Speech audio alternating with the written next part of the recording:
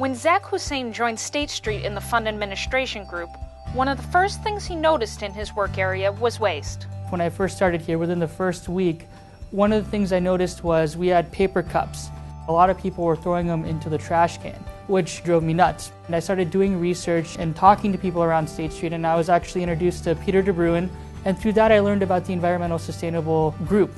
Environmental sustainability really started out with employees saying, we're interested in this and we really want to do more. We're thinking about it. It's important to us. It's important to the communities in which we live and operate. We've got the corporate-wide principles and objectives and goals that we establish, but we have to put them into the context of what's important to the regions and to the sites in which we operate in.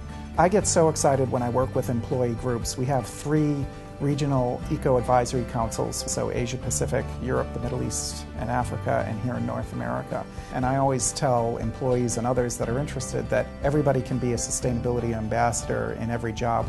Getting employees involved in green efforts is a priority among top State Street executives. Back in 2009, we recognized that we were looking for a governance framework, especially around environmental risk and performance opportunities. Now we have 5 locations that are certified according to ISO 14001, and we're working on more. We look at everything from the lighting, to the operations of the building, to the appliances that use water, to the way we consume electricity, the electricity that we consume, the renewable energy that we purchase to help offset our impact. We're going through printer optimization programs throughout the world. We also implemented a program called PC Power Management, which shut down PCs overnight, and that saves time and money. In fact, last year we reported that we saved over $1.7 million in energy efficiency projects. And State Street's focus on energy consumption goes beyond building design.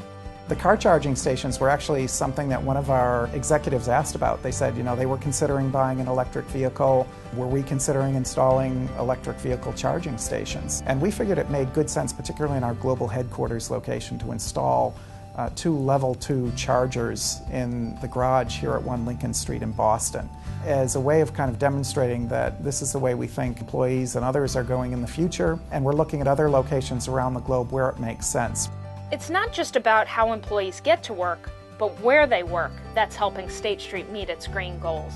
We've been implementing a program for a few years now called Flex Work. Last year we reported that employees had traveled 140,000 less miles commuting to work, for example, as a result of working from home, say 1 or 2 days a week, as opposed to coming into the office. So the Flex Work program is really an opportunity for us not only to adapt to employees' requirements, but also to condense our footprint in terms of the building operations and allow employees to work from locations that perhaps are more convenient.